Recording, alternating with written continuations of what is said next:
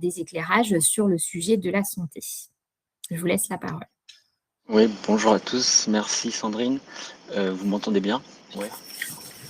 Parfait. Donc Brice Boussian, ouais, je travaille au CEREMA à la connaissance et à l'analyse des mobilités. Alors effectivement, je suis pas du tout un spécialiste de santé, mais pourtant je vais vous parler de mobilité et de santé. Alors pourquoi? On peut commencer à la slide suivante même, parce qu'aujourd'hui on sait que la santé, elle est, c'est déterminant à la santé. C'est pas que les facteurs biologiques, c'est pas que l'accès à la qualité de l'offre de soins. Et en gros, dans nos pays européens, on a à peu près 80% de notre santé qui est liée aux facteurs socio-économiques, aux facteurs environnementaux, puis à des comportements individuels. Là, on commence à comprendre pourquoi la mobilité elle peut aussi impacter notre santé. Et on va aller à la slide suivante qui précise aussi ce qu'il faut savoir en introduction, c'est que la santé, donc c'est pas que la santé physique, c'est pas juste être en absence de maladie ou d'infirmité. L'OMS définit comme la santé comme un état complet de bien-être physique, mental et social. Et ces trois dimensions, elles sont interdépendantes. C'est-à-dire que contribuer à la santé physique, ça va aussi finalement permettre d'améliorer la santé mentale ou la santé sociale. Et en quelques mots, les déterminants de chacune des trois dimensions pour la santé physique, c'est l'activité physique, c'est l'absence de sédentarité.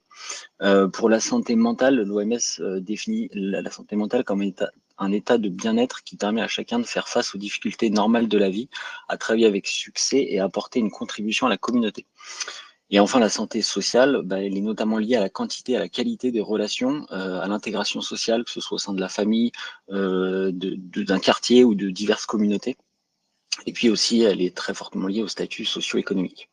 Et en fait, les interactions avec les mobilités, elles sont nombreuses, elles sont directes, elles peuvent être aussi indirectes, et elles sont réciproques, elles peuvent être dans les deux sens. On peut appuyer sur la slide suivante. Typiquement, on pense notamment, un handicap physique ou un handicap mental va forcément contraindre notre mobilité, voire l'empêcher. Et inversement, pratiquer une mobilité active, type de la marche ou du vélo, ça va contribuer à notre santé physique et donc à l'ensemble de notre santé. Et puis on a aussi, c'est aujourd'hui montré par les travaux de recherche, que marcher par exemple dans son quartier ou dans un quartier dans lequel on a nos activités, c'est pas forcément son quartier résidentiel, mais ça peut être le quartier où on travaille, ça contribue à tisser des relations sociales et donc à contribuer à notre santé sociale. Inversement, on passait beaucoup de temps dans les transports, que ce soit en voiture, en transport en commun, du coup, ça va réduire notre temps disponible le soir aussi pour avoir des activités sociales. Donc on voit déjà en quoi la santé et la mobilité sont liées, mais il faut aussi dépasser la composante individuelle, parce que notre mobilité, elle se situe dans un espace et elle s'inscrit au cœur de la mobilité de l'ensemble des concitoyens. Et c'est là que des facteurs exogènes apparaissent. Voilà, comme l'exposition forcément à la pollution de l'air ou au bruit lié aux autres mobilités ou aux autres activités de manière générale. L'exposition forcément aussi au risque d'accident qui peut impacter notre santé. Et puis, il y a aussi l'organisation de l'environnement urbain qui peut avoir un effet sur notre mobilité, surtout notre santé. Donc là, tous ces éléments, ils sont détaillés dans une revue de la littérature qu'on a réalisée en 2020-2021 au lien qui est disponible ici et puis qu'on pourra vous partager aussi par la suite. Et maintenant, je vais vous montrer deux exemples concrets d'applications qu'on a réalisées au CEREMA. Donc, au CEREMA, on accompagne les collectivités, donc plutôt des grandes agglomérations, mais ça peut aussi maintenant être à l'échelle de départements, qui réalisent des enquêtes mobilité. C'est des enquêtes qui permettent à ces collectivités de mieux connaître la mobilité sur leur territoire, mais aussi de programmer, prévoir avec les plans de mobilité, la mobilité de demain, de l'évaluer aussi, les politiques publiques. Et puis, ça sert aussi à alimenter des modèles multimodaux, donc ça permet aussi de dimensionner l'offre de transport. Mais du coup, ce qui est important à retenir dans ces enquêtes-là, elles sont basées sur de la statistique publique, elles sont centrées sur les individus et elles peuvent être comparées dans l'espace. Et le CEREMA accompagne chaque année une petite dizaine de collectivités dans la réalisation de ces enquêtes. Et autre point important, c'est que dans cette enquête, on va recueillir tous les déplacements de l'individu enquêté, tous les déplacements de la veille. Et c'est pour ça qu'on s'est dit, première idée, ça va être de regarder comment, juste par la mobilité, on peut atteindre ou non les recommandations de l'OMS en matière d'activité physique. Et notamment, on a tous un peu en tête le seuil des 30 minutes d'activité physique qui est recommandé. Alors bien sûr, il se discute, et surtout il s'évalue aussi à l'échelle d'une semaine. Voilà, c'est pas que la journée, mais déjà ça donne un ordre de grandeur.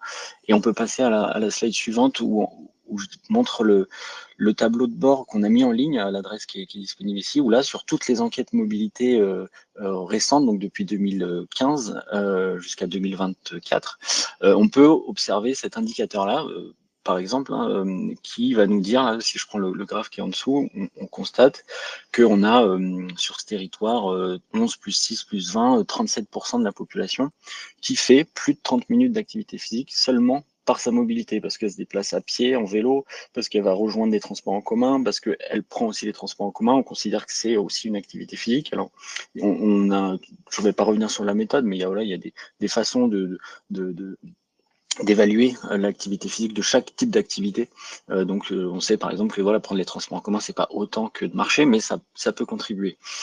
Et donc voilà, on peut regarder, alors sur le tableau de bord, pour aller voir plus en détail, on peut filtrer par type de population, par type de territoire, et puis comparer des enquêtes entre elles, et puis observer voilà, quelle population réalise ou non ces 30 minutes, sachant que voilà, on le sait bien, la limite, c'est qu'on n'a que la mobilité qui est liée que l'activité physique qui est liée à la mobilité.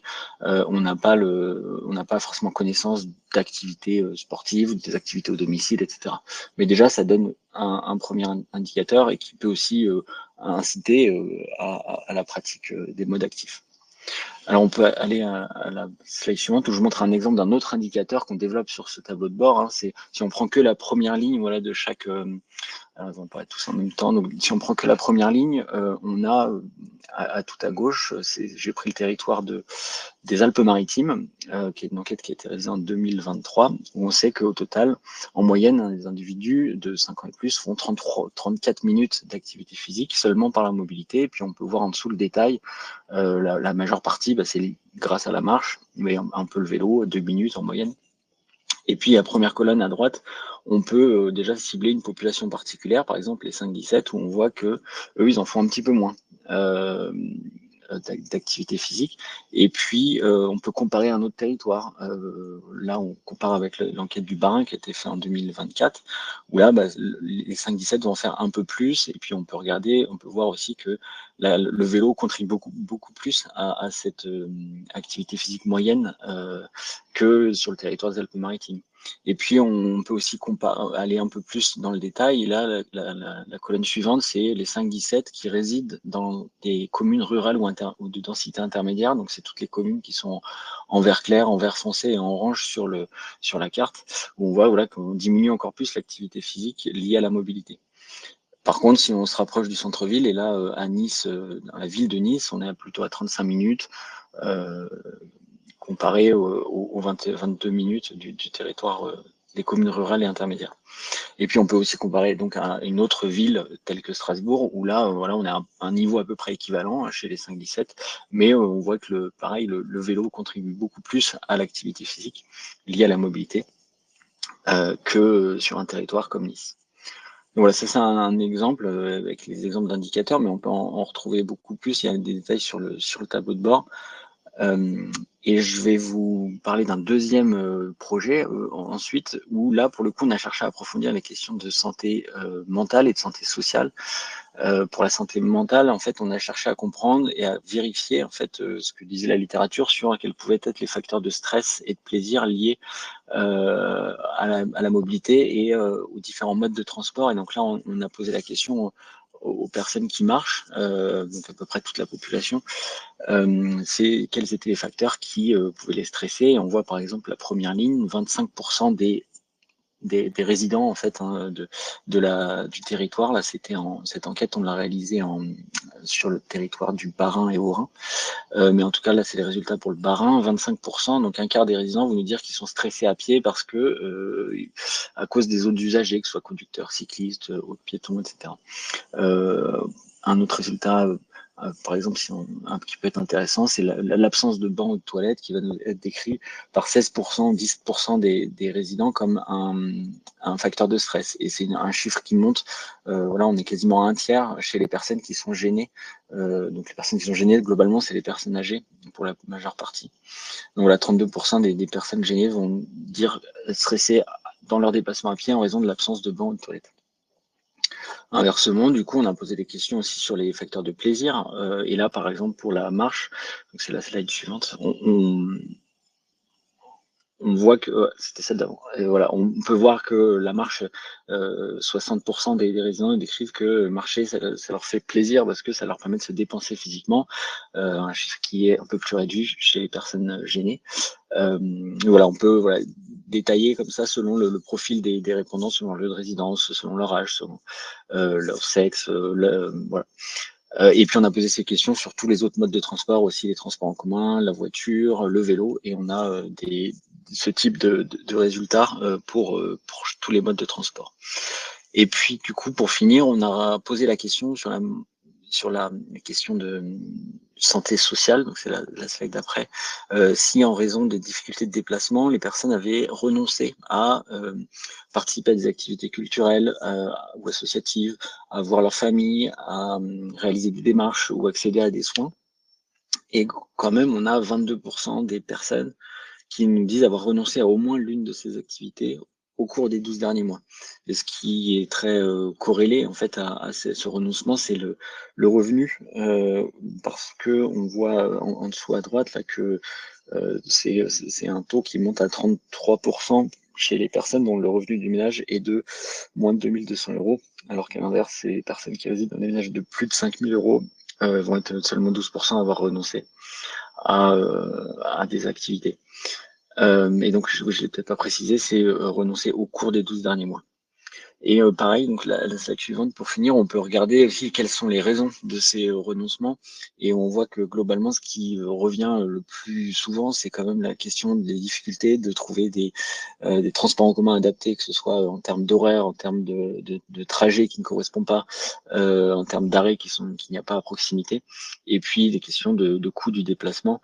Et donc on revient et s'explique aussi que ce soit des renoncements qui soient décrits notamment par des populations plutôt précaires et pas forcément résidents. Pas forcément résidents de territoires ruraux. On avait l'idée que ce serait plus dans les territoires ruraux, mais en fait, c'est pas ce que montrent ces premiers résultats. Donc voilà, c'est vraiment un rapide aperçu. J'espère que j'ai pas été trop long. Vous pouvez retrouver plus de détails sur ces travaux sur le site du CEREMA et bien sûr, au-delà de ça, tous les résultats des enquêtes mobilité qui sont disponibles sur le site aussi du CEREMA. Merci. Merci beaucoup, Brice, pour ces éclairages. Alors, effectivement, on voit que ne serait-ce que en se déplaçant, que ce soit à pied, à vélo ou même en transport en commun, finalement, parce qu'on est actif, c'est générateur d'activité physique et d'impact sur la santé. On voit aussi que dans l'autre sens, la mobilité, l'utilisation des transports en commun peuvent avoir des effets négatifs ou en tout cas poser un système de contraintes qui peuvent avoir un impact sur la santé. Je vous propose de poursuivre sur ces éclairages avec Émilie Marin. Émilie, vous êtes chargée de mission santé et précarité à la Croix-Rouge. Vous allez nous proposer une approche au-delà des chiffres que partageait Brice, un petit peu plus qualitative, je dirais, au plus près des bénéficiaires et des acteurs sur le terrain qui les accompagnent sur cette problématique de mobilité solidaire et santé que vous côtoyez au quotidien. Je vous laisse la parole.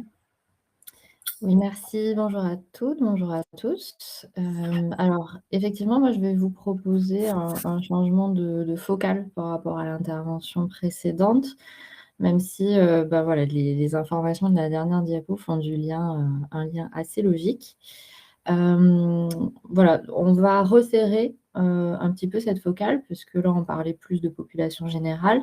Et de mon côté, je vais pouvoir aborder la mobilité comme un enjeu d'accès au système de santé, donc bien sûr en m'appuyant sur l'expérience de la Croix-Rouge française et dans le cadre de ma mission, plus particulièrement auprès des personnes en situation de précarité et d'exclusion sociale.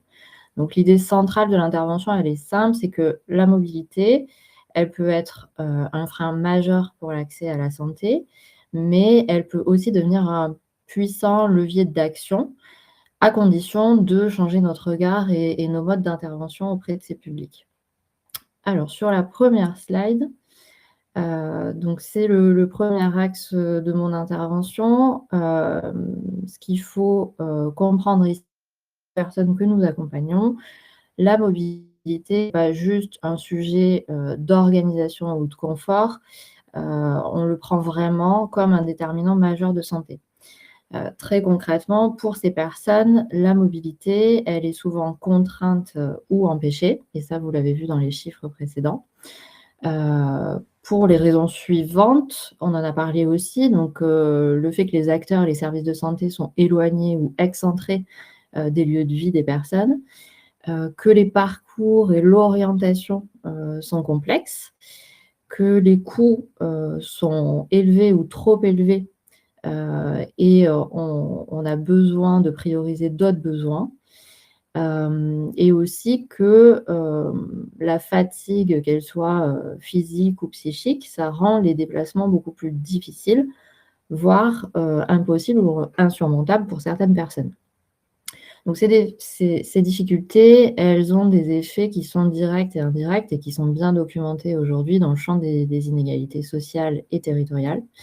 Donc, ces difficultés, elles entraînent des retards de prise en charge ou de prise en soins, souvent des renoncements aux soins, comme on l'a vu aussi, souvent des ruptures ou une fragilisation des parcours en santé. Et in fine, c'est quelque chose qui vient renforcer l'exclusion sociale de ces personnes. Alors, c'est important de souligner aussi que ces freins ne sont jamais isolés. Les personnes, elles vont faire face à des barrières qui sont multiples et qui se cumulent. Donc les barrières, elles sont certes géographiques, donc liées à l'éloignement de l'offre ou à la faible densité de l'offre dans les territoires, mais elles sont aussi institutionnelles, puisque les personnes relatent souvent le fait d'avoir eu des mauvaises expériences par le passé, ou elles ont même une défiance envers le système. Et ces barrières, elles peuvent être aussi relationnelles ou sociales, parce qu'elles sont liées à l'isolement, à la méfiance, ou parfois même au sentiment de ne pas être légitime d'accéder aux soins et à la santé. Donc face à ces constats, la Croix-Rouge a des réponses adaptées aux besoins de ces personnes et des réponses qui vont se conjuguer aussi avec les solutions de l'environnement. Et donc, nous, on a plusieurs axes, plusieurs leviers. Tout d'abord, la possibilité de pouvoir accompagner physiquement les personnes à leur rendez-vous. Ensuite, de pouvoir les équiper ou de donner des aides matérielles, financières pour favoriser l'accès à l'équipement. Et enfin, des solutions qu'on appelle de transport social en santé, donc transport d'utilité sociale pour accéder à des rendez-vous, des examens de santé. Donc, on voit bien ici que la logique d'action, elle est plutôt individuelle. Il s'agit d'abord de soutenir les capacités des personnes, de renforcer leur pouvoir d'agir et dans le but de restaurer l'accès à la santé, aux soins et aux droits de santé. Et c'est ce qui va lutter concrètement contre le non-recours.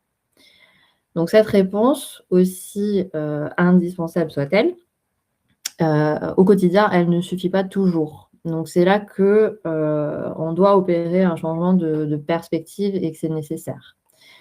Donc sur la slide suivante, merci.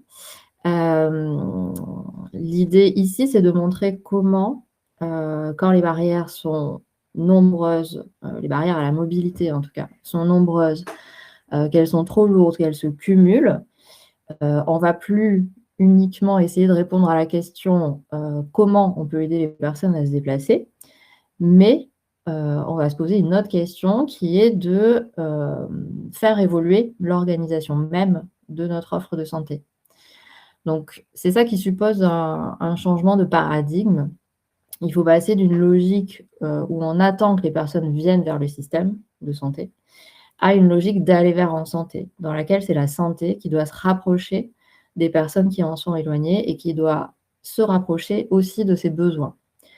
Donc, aller vers en santé, dans notre langage et notre philosophie d'action, c'est réduire d'une part les distances physiques en rapprochant les services des personnes qui n'en bénéficient pas. Et d'autre part, l'aller vers en santé doit réduire les distances symboliques, qu'elles soient d'ordre institutionnel ou relationnel, comme on l'a vu précédemment. Donc, cette approche-là, elle est plus collective et elle est territorialisée. Et à ce titre, du coup, la Croix-Rouge développe plusieurs réponses, plusieurs solutions. Premièrement, on est en capacité de déployer des cliniques mobiles, ce qu'on appelle aussi des cabinets de santé itinérants. Et vous en aurez un exemple tout à l'heure d'un de nos partenaires. On agit aussi directement auprès des plus exclus, par exemple en intégrant des professions et des professionnels de santé dans les maraudes, puisque la Croix-Rouge est un grand opérateur de maraudes. Donc, on vient allier de la santé à une approche du social et du lien social. On peut proposer aussi ce qu'on appelle des consultations avancées, c'est-à-dire qu'on fait des permanences ou des consultations hors les murs de la Croix-Rouge, dans les lieux de vie et les lieux d'accueil des personnes, donc chez nos partenaires. Et puis, on travaille aussi à développer des partenariats qui vont faciliter, fluidifier l'aller vers des partenaires santé. Donc, on invite les acteurs de santé extérieurs à la Croix-Rouge à venir dans nos propres structures pour que cette première rencontre ait lieu et qu'ensuite on se pose la question de comment se revoir ailleurs, dans le droit commun.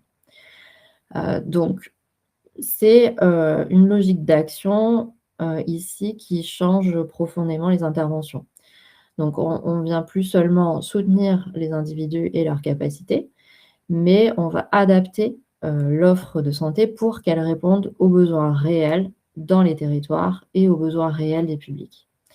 Donc, on agit sur des leviers qui sont très efficaces et qui sont démontrés comme efficaces pour réduire les inégalités. Le premier, c'est la proximité et le fait de proposer des solutions immédiates. Le second, c'est de se placer dans une continuité et une permanence des actions, c'est-à-dire qu'on a des rendez-vous réguliers, les gens savent qu'ils peuvent nous trouver à tel ou tel endroit et de manière régulière. On agit aussi sur l'accompagnement grâce à de la médiation, donc la médiation sanitaire et sociale.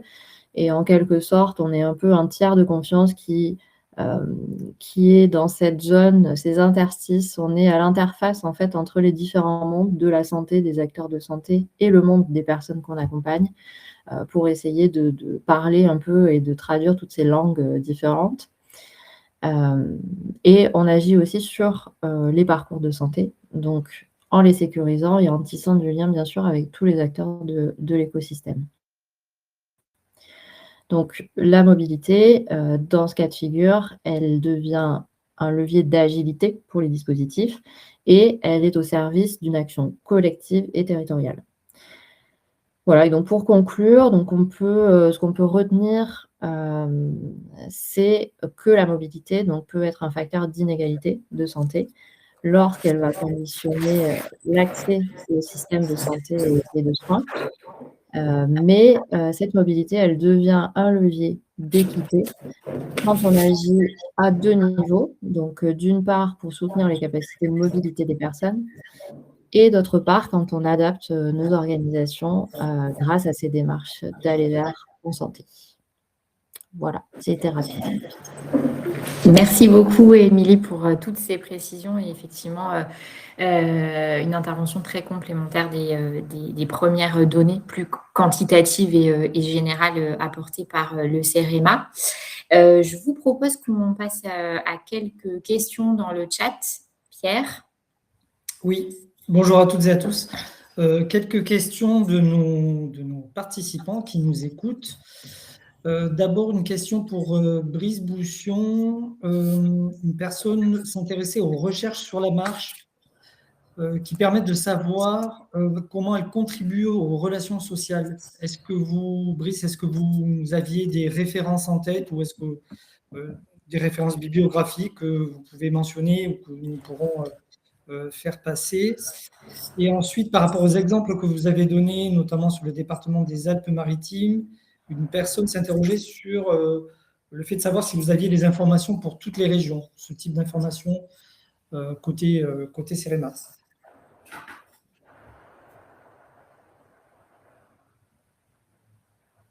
Ah, on a Brice a disparu. perdu Brice. Ah. Alors, peut-être en attendant qu'ils reviennent. Alors, je n'ai pas les infos pour le CEREMA parce que je pense que ça dépend vraiment des territoires et des régions et je n'ai pas l'info. En revanche, je peux mentionner peut-être sur le sujet des mobilités actives, de la marche en lien avec la santé sociale. Moi, j'avais notamment lu une étude du réseau Vélo et Marche de juillet 2025 qui s'intitulait « Les mobilités actives de médecine douce » avec du coup pas mal d'illustrations et de retours d'expérience sur des initiatives qui se développent et qui permettent un maintien en bonne santé, que ce soit la santé physique, mais aussi la santé sociale. Après, je n'ai pas creusé dans le détail non plus, mais on pourra vous mettre des références sur le site Tous Mobile avec le replay. Alors, je suis de retour. Voilà. Vous m'entendez? Oui, du coup, j'ai pas entendu le début de votre réponse, mais pour compléter, donc j'ai pas c'est souvent des travaux de recherche anglais, américains, donc là, j'ai pas le nom précis de la référence, mais je pourrais vous la transmettre. Et puis, de toute façon, on a aussi tout un sur le lien qui est dans les deux liens qu'on vous communiquera. Il y a toute cette historique qu'on a fait, tout l'état des lieux des interactions entre santé et mobilité. Donc vraiment tout passe au travers et on a toutes les références dessus. Sur la question je les mettrai dans le chat même après les liens. Et sur la question de est-ce qu'il y a sur d'autres régions, etc. Alors ce que j'ai expliqué effectivement, c'est que les enquêtes mobilité, elles sont plutôt à l'échelle des agglomérations, des grandes agglos et de plus en plus de départements. Sur la carte qu'on a vue là tout à l'heure, ça montre un peu les territoires couverts. Il y a une seule région qui fait une enquête régionale qui est en cours en ce moment. Mais voilà, sinon on est plutôt sur de la statistique qui va être à l'échelle maximum départementale. Mais on couvre aujourd'hui sur les EMC2, elle couvre près de la moitié de la population hors Île-de-France.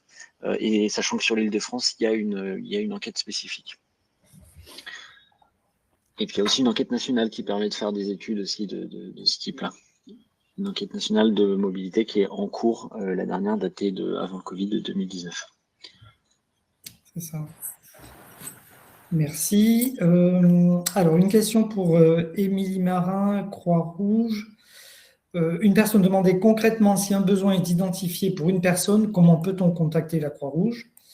Et moi, en fait, j'avais préparé une question qui était plus généralement sur le diagnostic en fait, que vous réalisez sur un territoire ou sur une zone d'intervention, comment vous procédiez.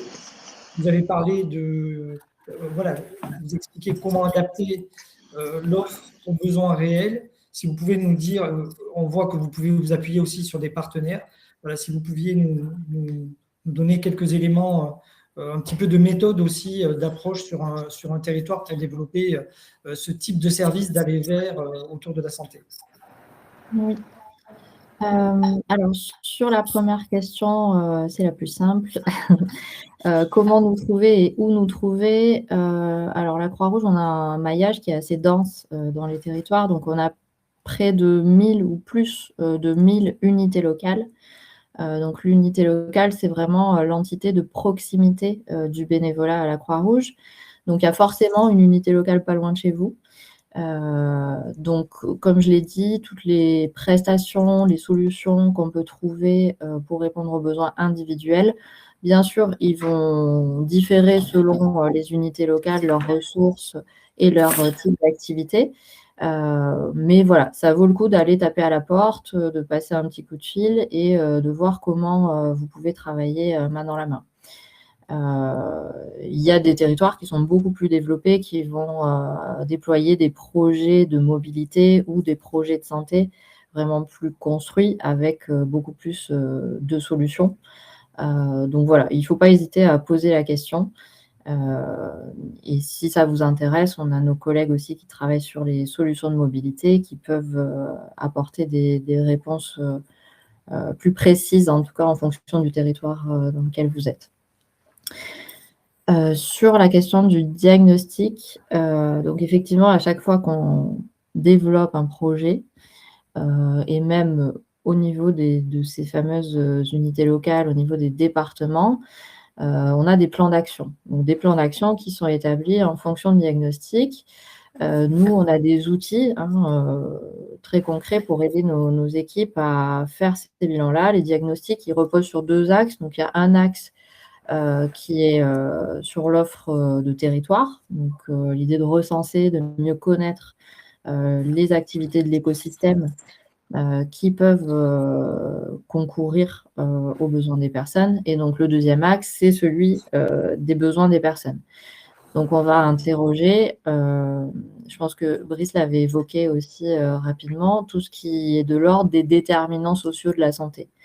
Donc, sur la base d'une situation et d'une personne, on interroge, voilà, est-ce qu'elle a du lien social, de l'entourage, est-ce qu'elle a des droits sociaux ouverts, tout ce qui va conditionner l'accès à la santé et la santé de manière générale, on l'interroge dans les premiers moments d'évaluation avec les personnes.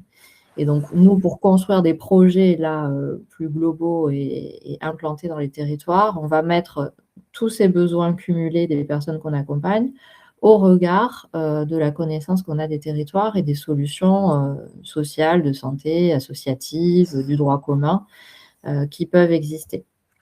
Donc, c'est voilà, un croisement entre toutes ces dimensions d'ordre individuel et territorial.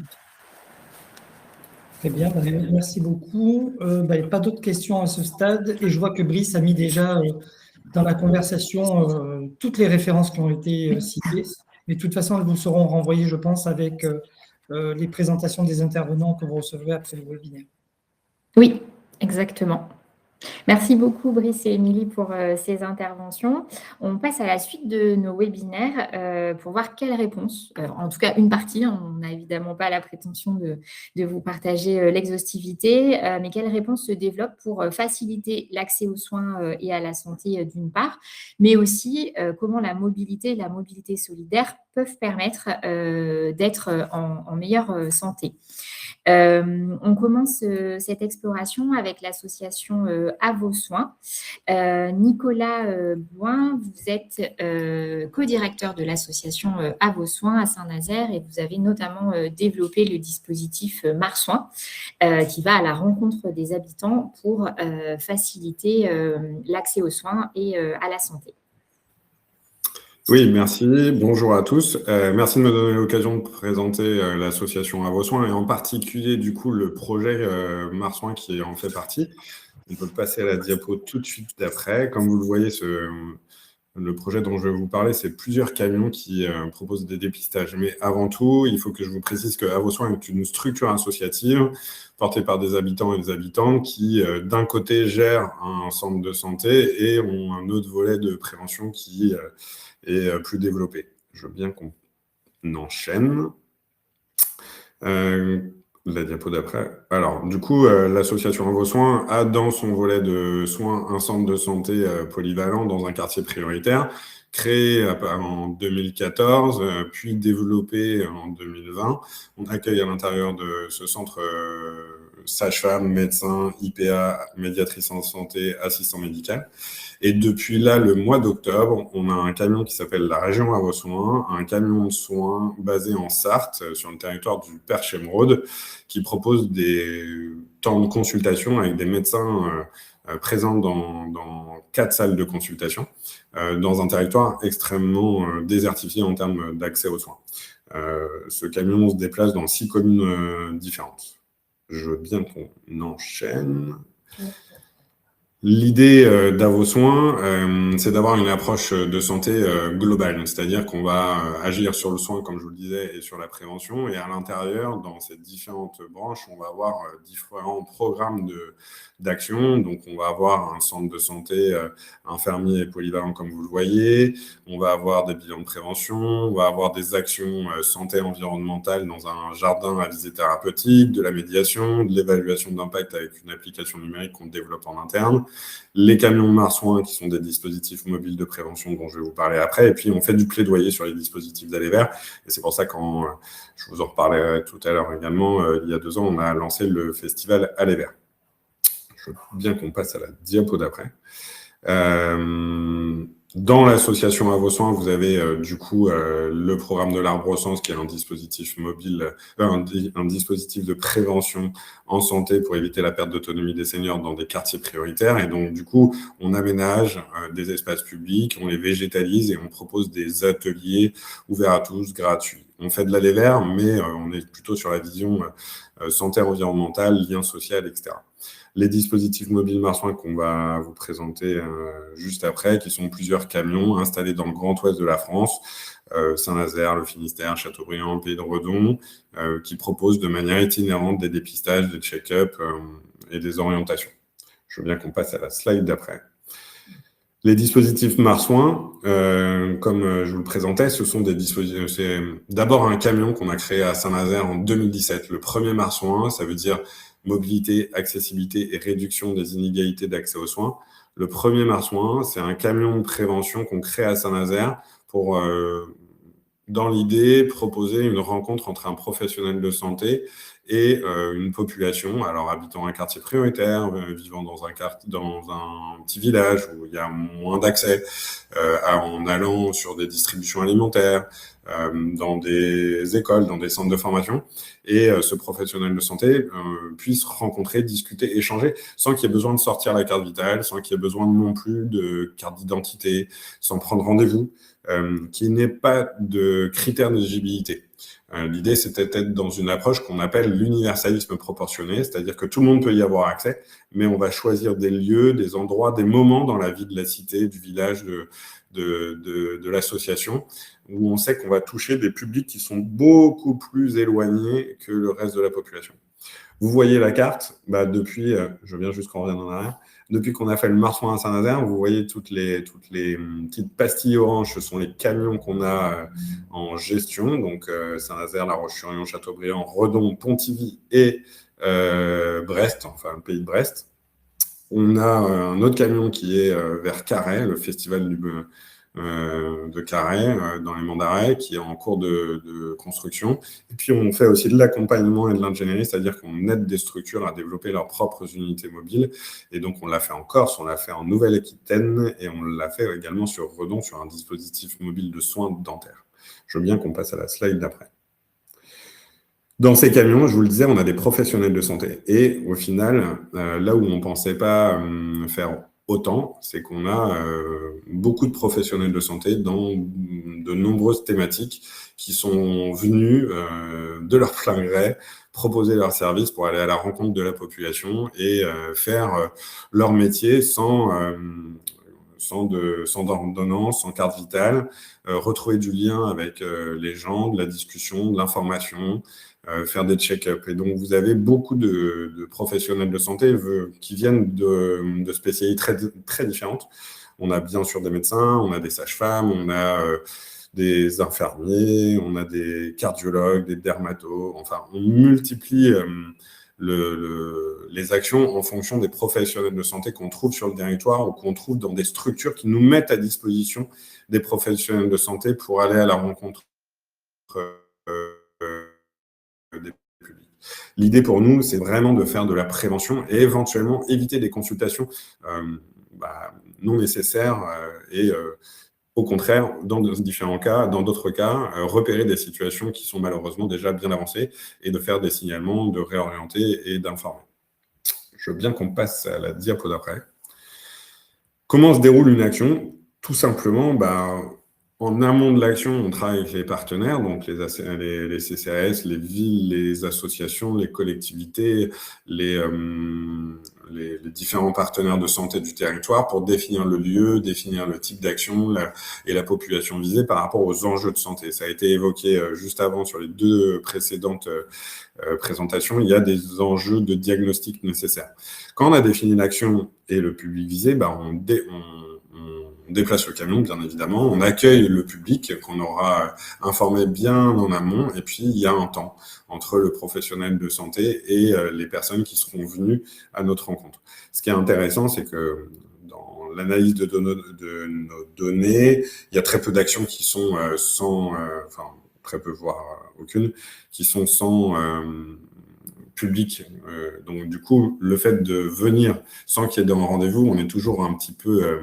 on va dire, inquiet ou pas inquiet, mais en tout cas en attente du résultat. Mais à chaque fois, la population vient à notre rencontre et vient discuter avec les professionnels de santé, vient prendre des informations, etc. Je veux bien qu'on passe à la diapo d'après. La mise en place de ces actions nécessite une évaluation.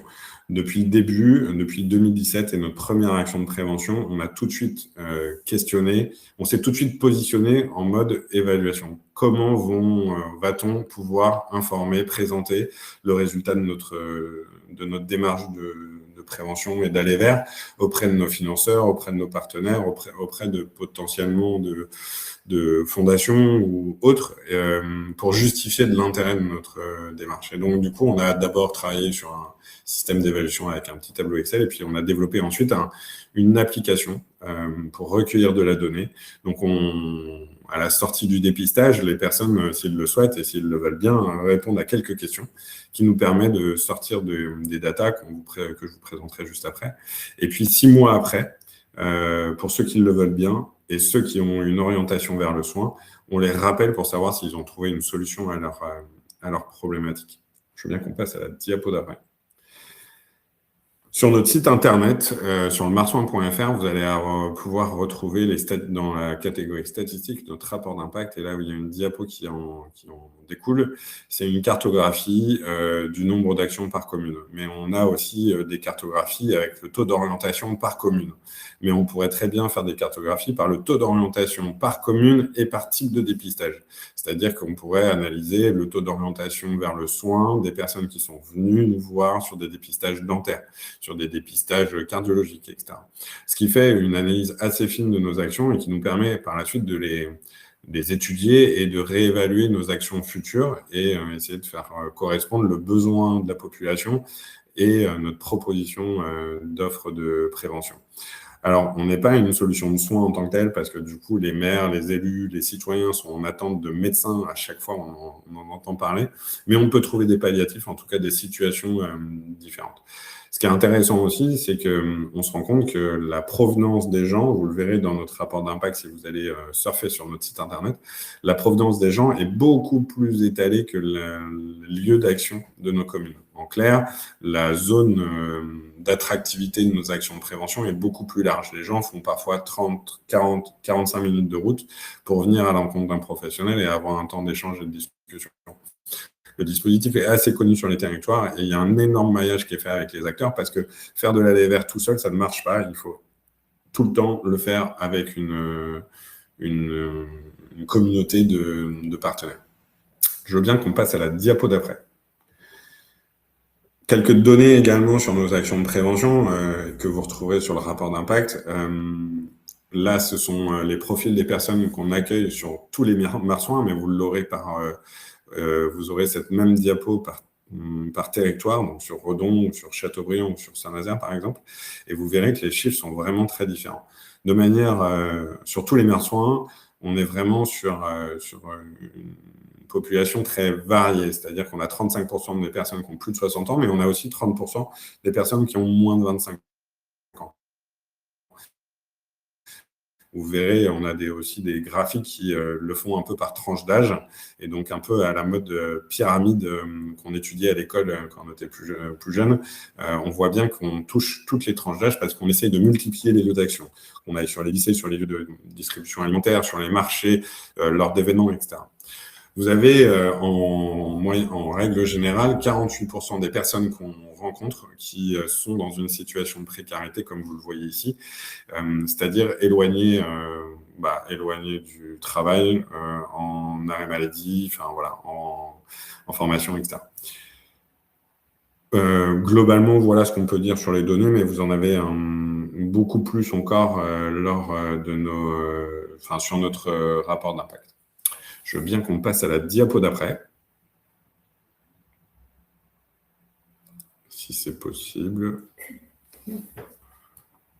Hop là. Ah non. Et voilà. Depuis 2 ans, et Émilie on parlait un petit peu, mais nous, avec l'association À vos soins, on a développé l'idée de créer une communauté des dispositifs mobiles en santé. Et donc, du coup, en 2024, on a lancé le festival Aller Vers, qui était un grand moment sur 2 jours où on a invité, on a eu plus de 800 personnes qui sont venues participer à des ateliers, des conférences, des débats sur les dispositifs mobiles. On avait 40 unités qui étaient présentes. Et notre idée, c'était de créer un collectif pour pouvoir faire du partage d'expérience, aider des structures qui se lançaient, etc.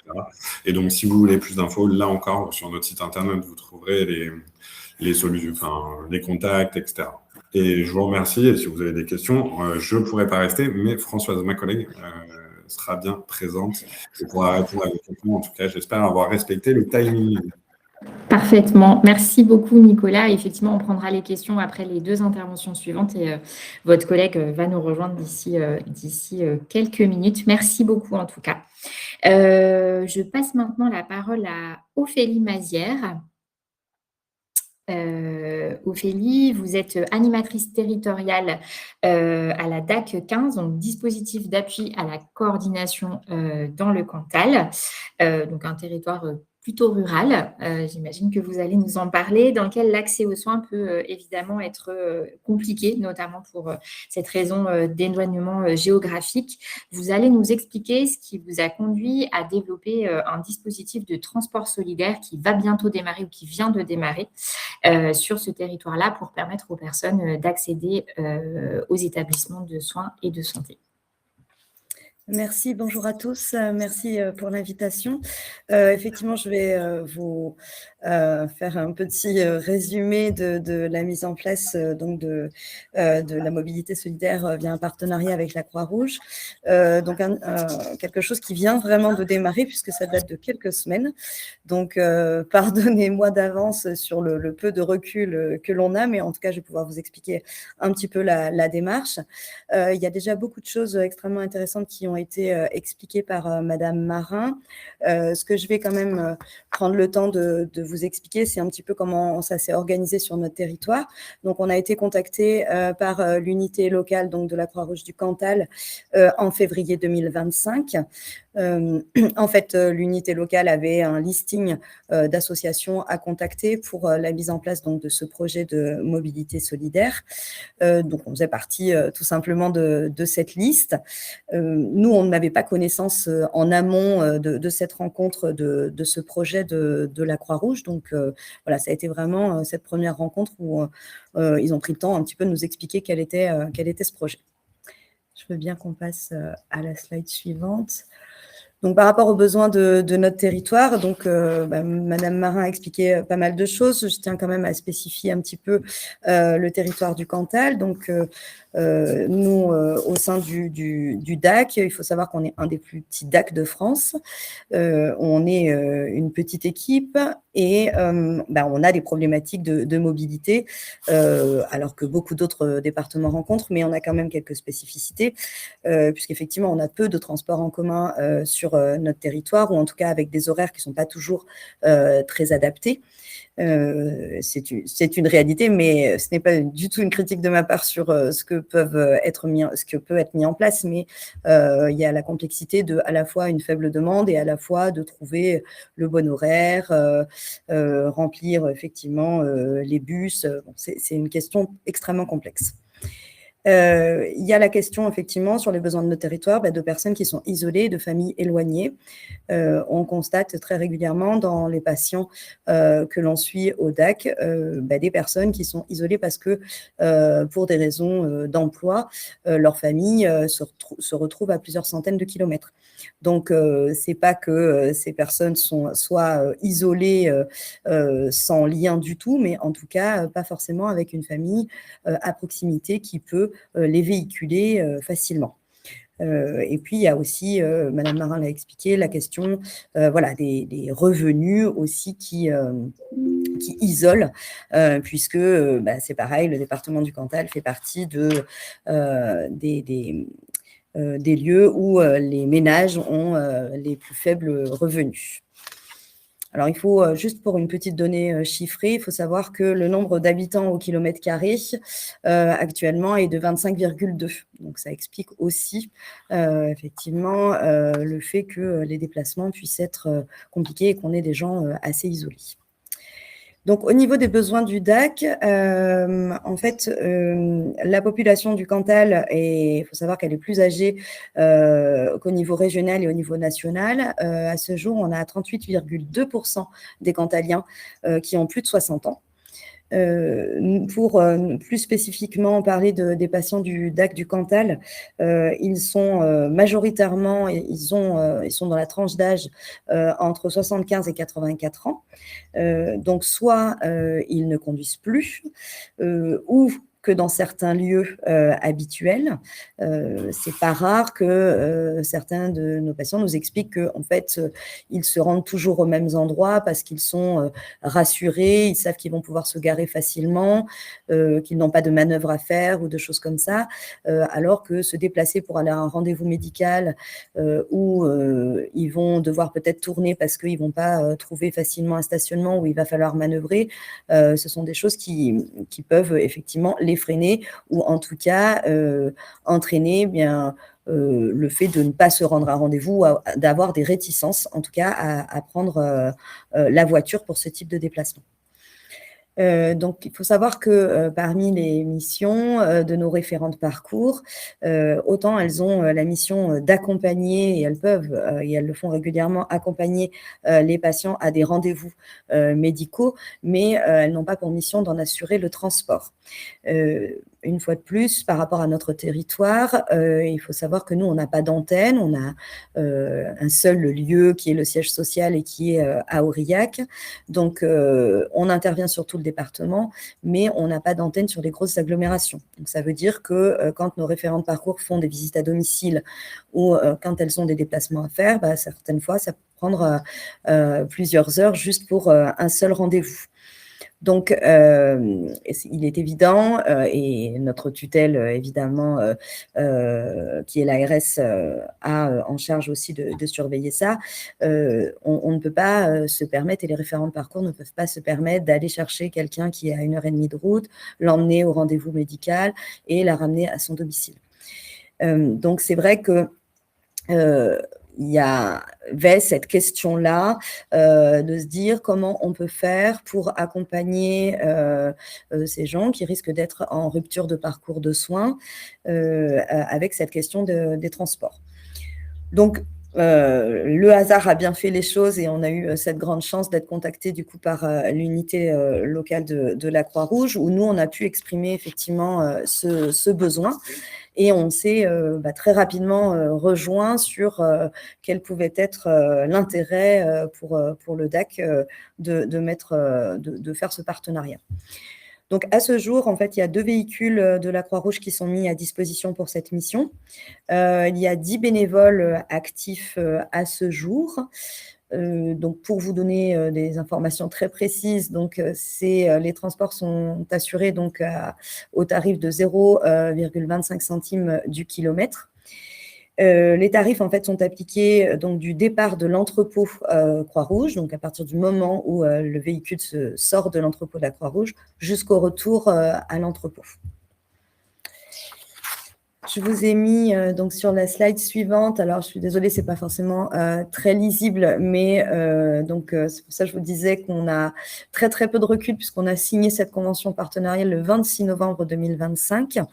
Donc, cette convention a été rédigée par la Croix-Rouge.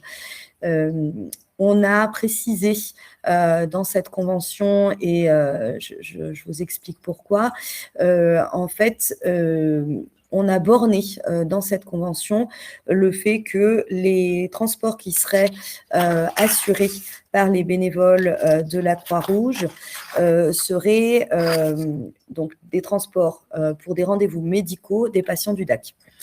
L'inquiétude, si vous voulez, de notre unité locale Croix-Rouge, c'était de dire que la problématique sur notre territoire de la mobilité est tellement importante que le risque, c'était d'être assailli et de ne pas être en capacité de répondre à la demande. Donc, c'est pour ça aussi qu'ils ont souhaité faire un partenariat avec un cadre peut-être un petit peu plus resserré, si je puis dire, dans un premier temps. Je ne saurais dire si ils élargiront par la suite, mais voilà, ça permettait de dire on commence avec un nombre de bénévoles dont on est sûr et leur inquiétude, ce qui est tout à leur honneur, c'était de dire on ne va pas proposer une offre si après on ne peut pas y répondre par la suite. En sachant aussi que sur notre territoire cantalien, on a une autre association qui s'appelle Rouage, qui assure pareil des transports sur le même principe que la Croix-Rouge dans le cadre de la mobilité solidaire, mais sur certaines communes très précises et qui, eux, assurent tout transport. C'est-à-dire qu'une personne qui est âgée, par exemple, qui a besoin d'aller faire ses courses toutes les semaines, peut solliciter cette association Rouage dont je viens de vous parler. Donc, en fait, ça vient se compléter et c'est vrai que dans un premier temps, et comme là, on a très, très peu de recul et d'expérience, on souhaitait, la Croix-Rouge en tout cas a souhaité borner un peu. Ce que je peux vous dire à ce jour sur les transports qui ont été réalisés, donc j'ai eu les chiffres tout à l'heure, donc il y a 8 transports qui ont été réalisés et non plus 5, 2 transports qui ont été annulés et donc 2 transports qui sont programmés. Comme je vous l'ai dit, donc c'était dans le cadre de rendez-vous médicaux, donc au centre hospitalier d'Aurillac et pour un rendez-vous chez un spécialiste. Je vous ai également mis, mais si vous le souhaitez, évidemment, vous pourrez avoir accès à ces documents. Donc, il y a une charte du conducteur bénévole et une charte du bénéficiaire qui a été créée par l'unité ou le national, d'ailleurs, peut-être Madame Marin saura peut-être mieux le dire que moi, d'ailleurs. Et en tout cas, il y a au niveau local une fiche trajet qui a été créée pour que les référents de parcours du DAC puissent solliciter avec une trace écrite les bénévoles de la Croix-Rouge. Le petit bilan qu'on peut faire, si je puis dire, à quelques semaines de mise en route. Donc, sur les 2 véhicules, les bénévoles ont constaté qu'il y a un véhicule qui est plus adapté que l'autre. C'est vrai que c'est des choses auxquelles peut-être on ne pense pas toujours, mais ils ont constaté qu'il y a un véhicule qui est un petit peu plus bas que les autres et en fonction du public, c'est des choses peut-être à réfléchir sur l'acquisition des véhicules et sur ce que ça peut engendrer comme difficulté en fonction du public qu'on transporte. Et ce qu'on a constaté aussi, c'est que on a des patients du DAC qui sont vraiment éloignés de l'entrepôt de la Croix-Rouge d'Aurillac. Et ça, c'est vrai que ça pose souci, puisque quand il faut aller chercher des gens à 1h30 de route pour les emmener sur Aurillac et les ramener, c'est compliqué de répondre à cette demande-là. Donc, je sais qu'il y a une réflexion qui est en cours au niveau de l'unité locale, qui est de peut-être rechercher, je crois je ne veux pas parler pour eux, mais je crois qu'ils ont d'ores et déjà des bénévoles qui seraient volontaires pour assurer avec leur véhicule personnel ce type de déplacement. Donc après, ça, je sais, je ne maîtrise pas du tout ça, mais en tout cas, je sais que ça doit être discuté avec le national, parce que ça veut dire que les bénévoles doivent bénéficier d'un remboursement de frais kilométriques, etc. Mais en tout cas, sur notre territoire, ça pourrait aussi être une solution pour répondre au plus grand nombre, en tout cas. Voilà, j'espère avoir été clair et en tout cas que vous ayez compris que voilà, quelques semaines de la mise en place de ce projet, c'est difficile d'avoir beaucoup de recul. Merci beaucoup Ophélie. Alors ce qui nous intéressait aussi dans ce projet, je dirais presque surtout finalement par rapport au précédent, c'était aussi toute la genèse et les besoins en fait auxquels vous cherchez à répondre et comment vous êtes arrivé finalement à la proposition de ce dispositif. On a les premiers chiffres. Vous reviendrez dans quelques mois pour nous faire un bilan peut-être un petit peu plus complet et puis peut-être nous dire aussi effectivement si d'autres initiatives complémentaires pour avoir un maillage plus important pour faciliter l'accès aux soins se met en place. On parle souvent de dentelle quand on parle de mobilité solidaire, de mobilité inclusive, mais là l'exemple est particulièrement criant. Je pense qu'effectivement vous apportez déjà une première réponse et on voit qu'elle est nécessaire, peut-être pas suffisante, et qu'il faut que autour d'autres dispositifs s'organisent de manière beaucoup plus fine encore sur le territoire. Merci en tout cas. Merci beaucoup. Donc, ces deux premières initiatives qu'on vous a partagées, elles avaient pour objectif plutôt de faciliter l'accès aux soins des personnes isolées et de contribuer à réduire les inégalités en santé, soit avec une solution de déplacement sur le DAC 15, soit avec une solution de proximité et plutôt un dispositif d'aller vers pour amener la santé au plus près des habitants. Pour finir ce webinaire, on l'a dit en introduction, l'état de santé, la santé conditionne aussi la mobilité. Et en préparant ce webinaire, on a vu qu'il y avait beaucoup d'initiatives qui se développaient aussi autour de cette question-là, de la mobilité comme vecteur de santé, de l'activité physique comme vecteur de santé, puisque la mobilité solidaire peuvent avoir un effet bénéfique sur l'état de santé. Du coup, pour terminer, on vous propose une intervention de la maison Sport Santé de Strasbourg, une des premières, voire la première à avoir été créée sur le territoire national, avec l'intervention de son directeur, François Jouan. Oui, merci. Bonjour à toutes et tous. Du coup, on va passer d'un territoire rural à un territoire urbain. Si on peut passer tout de suite sur la diapo suivante. Donc là, vous avez une coordonnée, donc celle d'après. Oui, c'est vrai que, comme ça a été dit, l'activité physique aujourd'hui est un déterminant de la santé, à la fois en prévention primaire et en prévention secondaire, donc pour les personnes malades ou non. Ayez-le en tête, aujourd'hui, c'est quoi une maison sport santé? Il y en a un peu partout en France. Il y en a maintenant 550.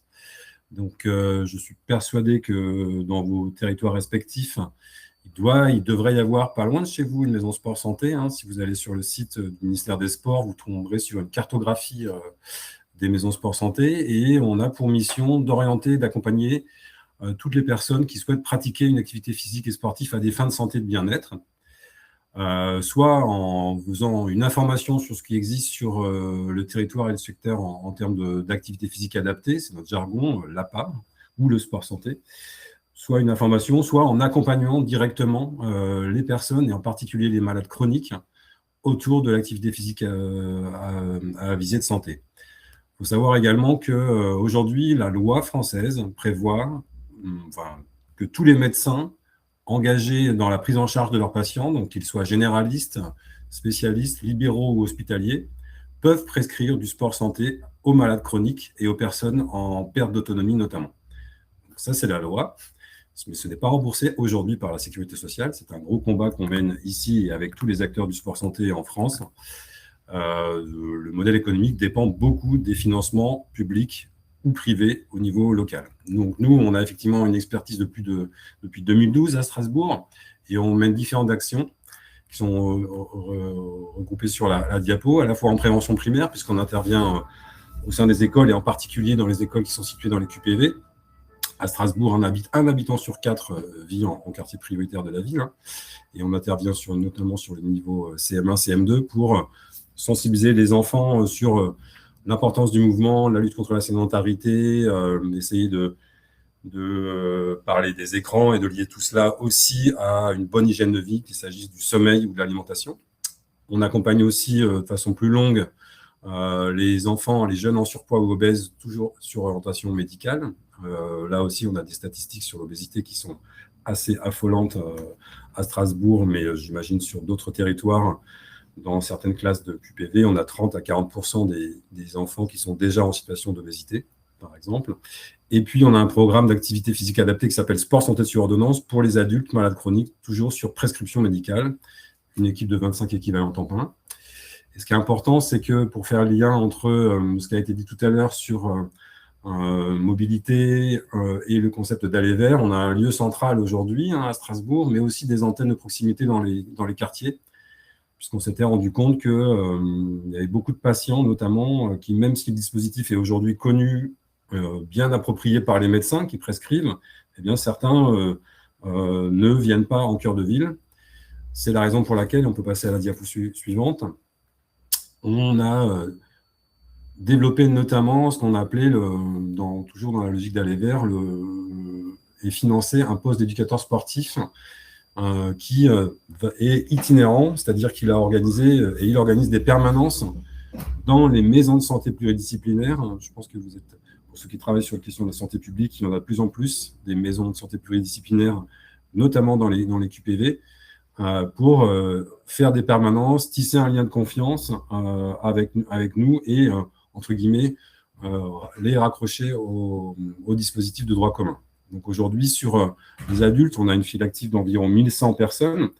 Et donc notre travail quotidien est de les sensibiliser à l'importance du mouvement, à aller adhérer certes dans un club ou dans une structure associative, mais surtout à bouger dans le quotidien. On a la chance à Strasbourg d'avoir une géographie favorable à cela. Hein. C'est plat déjà, et d'une. On a un univers, c'est pour ça que tous les déterminants liés à l'environnement sont importants. On a pas mal d'espaces verts, on a un réseau de pistes cyclables qui est important, mais malgré tout, on se rend compte aussi, et ça renvoie aux stats qui ont été donnés tout à l'heure sur la part des mobilités, la part du vélo et de la marche, qu'il y a encore des gains à aller faire, notamment en particulier au sein des populations des QPV. Et c'est pour ça qu'on travaille étroitement avec tous les acteurs des quartiers pour déjà faire connaître ce qui existe sur le territoire, sur les quartiers en termes d'offres et aussi en termes d'espaces verts. On fait aussi une école du vélo, parce que notamment les adultes, on se rend compte même que les adultes et les malades chroniques qui n'ont jamais fait de sport ou qui n'en font plus parce que la maladie a créé un moment de rupture dans leur parcours de vie, on les réhabitue, on redonne confiance à faire du vélo en ville. Et donc, c'est une école du vélo adulte, un peu comme on en trouve dans les écoles pour les plus petits. On a également un programme jeune pour les enfants, donc c'est les enfants en surpoids. Et là aussi, on a des créneaux d'activité physique hebdomadaires et on s'est rendu compte que la majorité d'entre eux habitaient en QPV. Je terminerai mon propos par juste la dernière diapositive. Là aussi, c'est une application, ce qu'on appelle un jeu sérieux ou un serious game pour parler français, pour toutes les familles qu'on a lancé il y a maintenant plus d'1 an et demi. Alors, ça peut paraître paradoxal avec notre volonté de limiter, de réduire le temps passé sur écran, mais l'idée, c'est de transformer le temps passé sur écran par les familles et les enfants en essayant d'inculquer les comportements favorables à la santé et en incitant les familles à bouger en vrai dans leur quartier. C'est-à-dire qu'on a fait toute une cartographie des ressources existantes sur les quartiers des joueurs. Et ça ressemble en fait on n'a rien inventé, au jeu que vous connaissez peut-être qui s'appelle Pokémon Go. Il s'agit d'aller chercher des créatures en cheminant dans la ville en vrai. Donc voilà, ça c'est un peu récent, ça s'appelle une application qui s'appelle NutriMove et qu'on a lancée depuis peu sur le territoire. Tout ça pour dire que les maisons sport santé, il y en a beaucoup, désolé parce qu'il y a une manif d'agriculteurs à côté, là, c'est un peu le bazar à Strasbourg, pardon. Donc, il y en a beaucoup en France et outre-mer. On a tous les mêmes missions, théoriquement. C'est vraiment de travailler sur l'activité physique à visée de santé, en inculquant le mouvement au quotidien, sachant qu'en termes de, souvent la question qui nous est posée, c'est quel est l'impact après les parcours. Nous, aujourd'hui, on propose un parcours d'1 an accompagné. Plus de 60 à 70% des personnes qu'on a accompagnées nous disent, après c'est déclaratif certes, mais c'est déjà un bon indicateur, nous disent qu'elles continuent à pratiquer une activité physique régulière dans leur quotidien. Voilà, je vous remercie.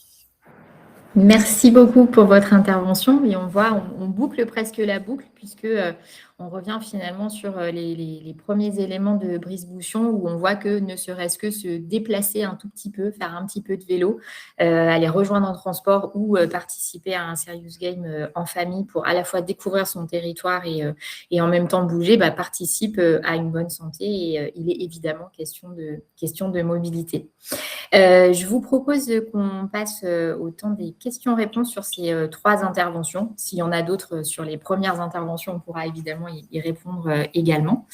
Pierre, est-ce qu'on a des... J'ai vu qu'il y avait pas mal de questions sur le modèle économique, le prix, le financement, l'organisation des différentes initiatives. C'est des questions qu'on a assez fréquemment dans nos webinaires. Oui, c'est ça. Alors, on va prendre dans l'ordre des interventions, peut-être pas mal de questions. Donc, effectivement, sur le dispositif Marsoin, l'association En Vos Soins. Voilà, des questions autour de comment est financé le dispositif. Globalement, quel est le modèle économique? Donc, un premier champ. Et ensuite, plusieurs questions aussi sur le lien avec d'autres dispositifs ou d'autres partenaires. Alors, dispositif que je ne connaissais pas, qui est un programme de l'OMS qui vise à retarder la perte d'autonomie des personnes, les bus MSA, les espaces France Service, les communautés professionnelles territoriales de santé, etc., etc. Donc, les liens avec les autres dispositifs et les partenariats pour Nicolas Bouin et Françoise Mocard, en l'occurrence. Oui, c'est ça. Bonjour. Je prends la suite que Nicolas Bouin a dû nous laisser. Concernant les questions pour prendre dans l'ordre sur le modèle économique, aujourd'hui, la plus grosse partie du dispositif est financée par l'ARS, par les ARS sur lesquels les marsouins, sur les territoires où les marsouins sont implantés. Mais on a également une partie de fonds privés, notamment venant de fondations comme par exemple de mutuelles ou de cet ordre-là, et également des dons. Voilà. Mais à l'origine, le projet, le premier marsouin, ça a été lancé sur un dispositif qui s'appelait le dispositif PINS, qui était un fonds privé sur lequel nous on a postulé, qui nous a permis de lancer le premier marsouin. Et aujourd'hui, il y a une reconnaissance plus publique, voilà, sur le modèle économique. Et dans la boucle du modèle économique, ce que je voyais dans les questions qui apparaissaient, il y avait des éléments concernant les professionnels de santé. Donc, il y a effectivement des professionnels de santé retraités qui participent au projet, mais également des professionnels de santé mis à disposition par des structures partenaires, comme notamment des centres hospitaliers sur les territoires implantés, sur lesquels on est implanté, ou encore justement avec des partenaires comme les CPTS, pour également répondre sur les questions. Et enfin, sur le lien aux partenaires de territoire, comme par exemple les maisons France Service ou les bus MSA, voilà, en fonction des territoires, effectivement, ce type de partenariat qui se lie, où il nous arrive même de faire des sorties communes, donc le marsouin et avec d'autres camions. Et sur les maisons France Service itinérantes, ça peut être intéressant parce que on intervient, nous, sur la partie santé, mais du coup, la Maison France Service va pouvoir aussi vraiment apporter cette part sur l'accès aux droits. Voilà. Très bien, merci. Je continue dans l'ordre. On passe au dispositif DAC et Croix-Rouge. Alors, vous l'avez vu, beaucoup de questions sur qui paye la participation des 25 centimes par kilomètre qui a été mentionné. Donc, certaines déjà de questions ont été répondu. Je ne sais pas si vous voulez y revenir entre ce sujet, finalement, de quel est l'équilibre économique entre le prix payé par le bénéficiaire, le coût du service lui-même, la mobilisation de financements supplémentaires pour combler ce coût. Voilà, qui peut prendre en charge la différence. Je ne sais pas, Ophélie Mazère, si vous voulez apporter des compléments sur le modèle économique. Alors, ce que je peux vous dire, c'est que pour la première question, c'est le bénéficiaire, le patient qui règle les frais.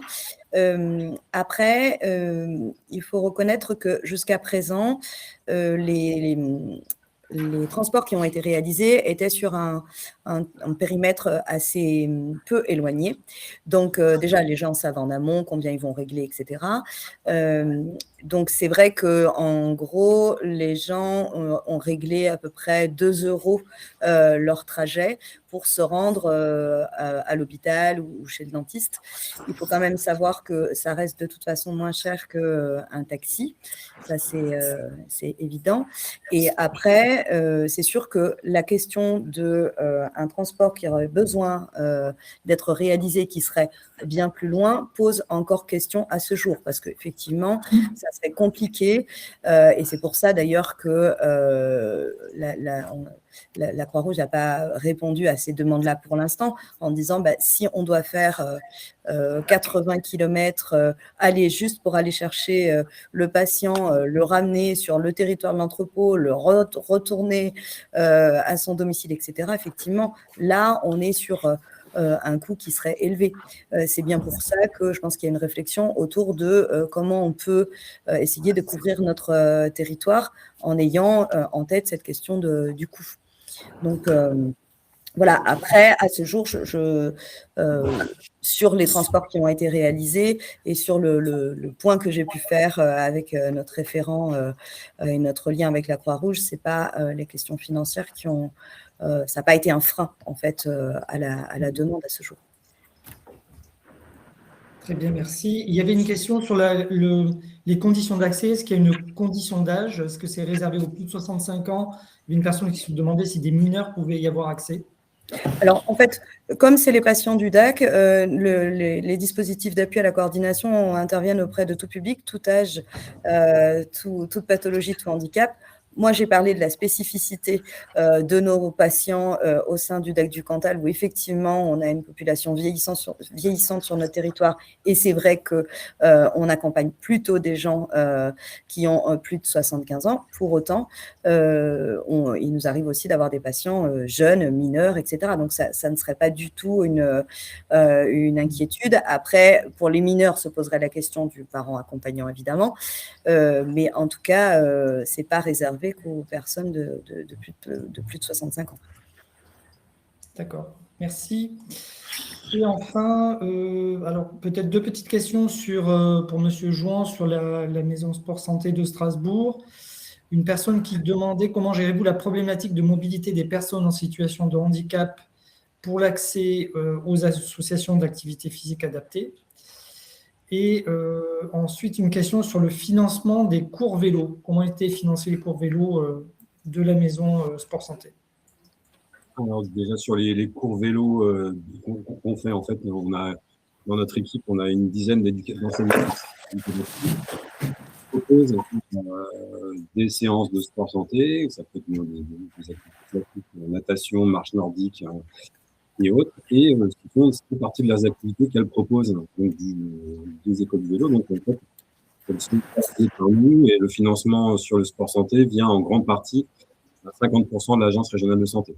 La ville de Strasbourg est aussi fortement impliquée financièrement et politiquement depuis le début. On a le régime local d'assurance maladie et un assurance maladie complémentaire à l'assurance maladie classique qui soutient fortement le sport santé. Donc, en fait, on a aujourd'hui 3 principaux gros financeurs sur toute l'APA. Et donc, ça permet d'avoir un modèle économique aujourd'hui le plus stable possible. Après, sur la question de l'accès aux associations d'APA pour les personnes en situation de handicap, il faut avoir en tête que le monde de l'activité physique adaptée pour les malades chroniques et le monde de l'activité physique adaptée pour le handicap, même s'il y a des passerelles, évidemment pour les publics, n'est pas totalement le même, en fait. Je veux dire par là que, par exemple, nous agissons sous l'empire d'un décret. C'est le décret d'application de la loi sur le sport santé qui fait en sorte que nous pouvons accompagner toutes les personnes qui ont ce qu'on appelle, qui n'ont pas de limitation fonctionnelle sévère. Et une limitation fonctionnelle sévère, et enfin un handicap, est considéré comme une limitation fonctionnelle sévère. Donc ça, c'est la loi. Pour autant, dans la pratique, nous, on part du principe qu'on accueille des personnes qui doivent être autonomes pour se rendre ici, dans nos locaux, ou dans les associations. Quand, voilà, on est... mais après, la réalité est souvent entre les deux. On a, par définition, connaissance du réseau d'APA qui est plutôt spécifique et qui fait des cours spécifiques pour les personnes qui souffrent de handicap. Et donc, on les oriente vers ce réseau-là. D'accord, très bien. Merci. Je crois qu'on a épuisé l'ensemble des questions et il nous reste 4 minutes pour conclure. Oui, on est très bien dans le timing. Merci beaucoup. Il me reste juste à remercier tous nos intervenants pour ces interventions très riches et vraiment très intéressantes. On le voit, il y a beaucoup d'initiatives qui se développent. On n'a encore une fois pas pu toutes les partager ici, mais vous pourrez en trouver quelques références sur le site de la démarche Tous Mobiles. Merci à tous aussi pour votre participation. Vous étiez très nombreux à vous être inscrits, très nombreux à participer. Pour ceux qui n'ont pas pu rester jusqu'au bout, vous aurez évidemment le replay d'ici quelques jours avec toutes les références. Et merci pour vos questions également. On se retrouve pour notre prochain webinaire qui est programmé le 19 mai. À très bientôt et merci encore.